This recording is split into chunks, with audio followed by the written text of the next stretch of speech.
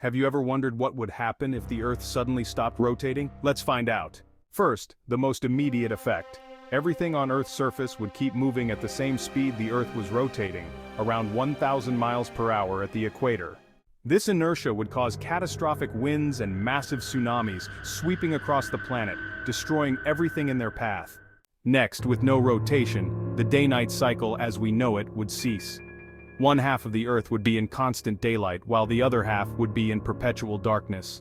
The side facing the sun would become scorching hot, while the dark side would freeze, creating extreme and inhospitable conditions on both sides. The Earth's rotation is also crucial for maintaining its magnetic field. Without it, this protective shield would weaken, exposing us to harmful solar radiation. Over time, the atmosphere itself could start to erode away, making life on Earth incredibly difficult, if not impossible. So, while it's a fascinating thought experiment, let's be grateful that our planet keeps on spinning, maintaining the delicate balance that sustains life as we know it.